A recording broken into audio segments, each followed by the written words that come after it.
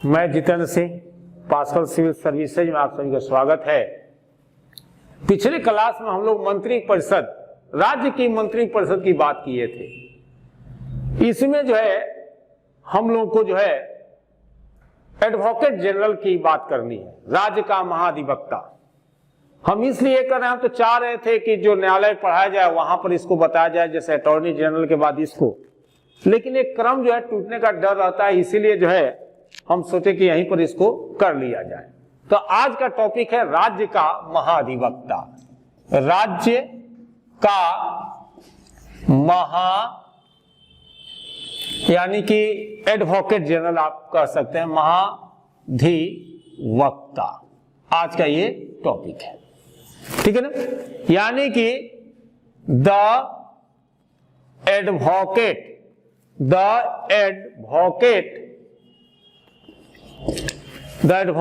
General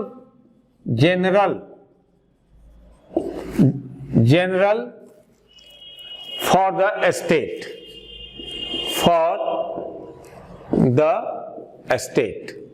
आज का ये हम लोग का टॉपिक है, ठीक है ना।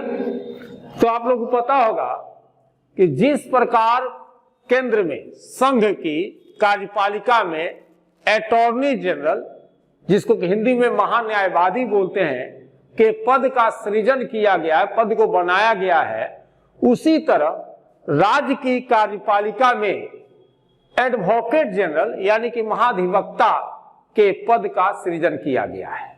और ये जो है राज्य के प्रथम विधि अधिकारी होते हैं। ये जो है राज्य के प्रथम विधि अधिकारी होते हैं, यानी कि इनको आप कह सकते हैं लॉ ऑफिसर, ये होते हैं, प्रथम विधि अधिकारी होते हैं, ठीक है ना। अब देखिएगा कि इनकी नियुक्ति, एकदम छोटा सा ये टॉपिक है। प्रत्येक राज्य में एक महाधिवक्ता होता है। इनकी नियुक्ति कौन करते हैं? तो इनकी नियुक्ति जो है राज्यपाल के द्वारा की जाती है। इनकी नियुक्ति कौन करता है? राज्यपाल, ठीक है ना। इनकी नियुक्ति राज्यपाल के द्वारा किया जाता है। और राज्यपाल इनकी जब नियुक्ति करते हैं तो राज्यपाल मुख्यमंत्री के सलाह से उच्च न्यायालय के न्यायाधीश नियुक्त होने की योग्यता रखने वाले किसी व्यक्ति को राज्य का महाधिवक्ता यानी कि एडवोकेट जनरल नियुक्त किया जाता है। यह बात कहता है अनुच्छेद 165, ठीक है ना। यानी कि महाधिवक्ता के बाद जो है जो की जाती है 165 अनुच्छेद के तहत, यानी कि उच्च न्यायालय का न्यायाधीश नियुक्त होने होती जितनी भी जो है योग्यताएं जो है, ये आप देखिएगा कि हम लोग जब उच्च न्यायालय पढ़ेंगे तब इसका हम लोग बात करेंगे और उस समय बताएंगे कि उच्च न्यायालय के न्यायाधीश बनने के लिए क्या किया योग्यता की जरूरत है। वही योग्यता जो उस समय बताया जाएगा वो जो है एडवोकेट जनरल में होनी चाहिए, ठीक है। अब ये जो है एडवोकेट जनरल की पद अवधि क्या है, इनका टाइम पीरियड क्या है, तो ध्यान रखिएगा कि एडवोकेट जनरल जो होते हैं, महाधिवक्ता जो होते हैं, राज्यपाल के प्रसाद पर्यंत अपना पद धारण करते हैं। यानी कि अनुच्छेद 165 सब क्लॉज 3 यह बात करता है। राज्यपाल चूंकि मंत्री परिषद के सलाह से काम करते हैं, इसलिए महाधिवक्ता मंत्री परिषद के पसंद का ही व्यक्ति होता है। यानी कि जो भी गवर्नमेंट आती है वह अपना महाधिवक्ता अपने पसंद का चुनती है और राज्यपाल से कहती है कि आप ऐसा कीजिए कि इनको जो है एडवोकेट जनरल नियुक्त कर दीजिए, ठीक है ना।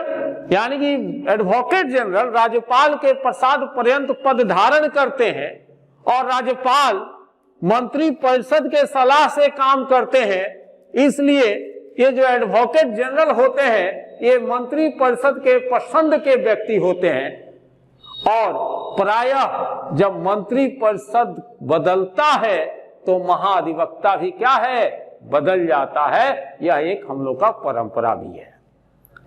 और इनके वेतन और भत्ता की जो बात करते हैं तो इतना आप जान लीजिए कि महाधिवक्ता के वेतन और भत्ता का निर्धारण राज्यपाल के द्वारा किया जाता है।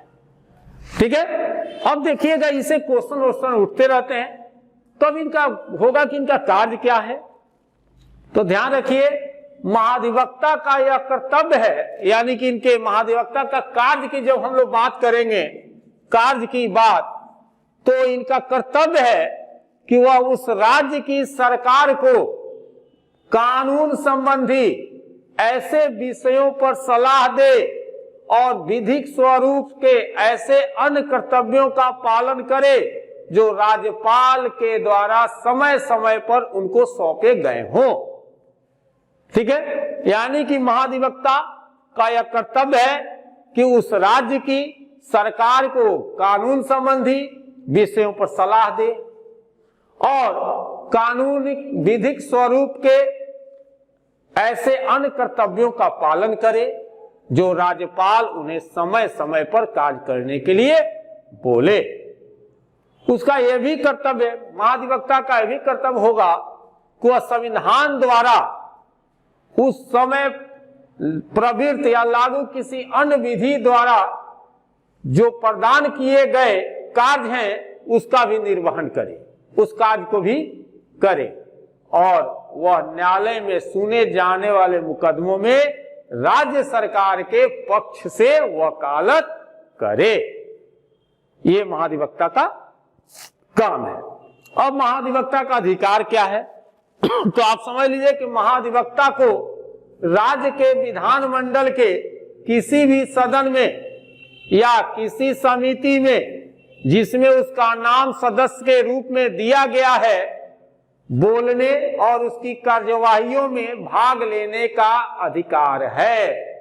यानी कि महाधिवक्ता, एडवोकेट जनरल विधानमंडल के किसी भी सदन में जा सकता है, किसी भी समिति में जिसमें उसका नाम है एक सदस्य के रूप में, उसमें वो बोल सकता है, उसकी कार्यवाहियों में भाग ले सकता है। लेकिन जब मत विभाजन हो, वोटिंग की बात आए, तो वह मत देने का अधिकारी नहीं है। और महाधिवक्ता अपने कार्य संबंधी कर्तव्यों के तहत उससे राज्य के किसी भी न्यायालय के समक्ष सुनवाई का अधिकार है। यह जो है महाधिवक्ता का काम है। और इससे जो है एक आध क्वेश्चन आते हैं एग्जामिनेशन में, तो इसको आप लोग थोड़ा सा अच्छा से ये कर लीजिए।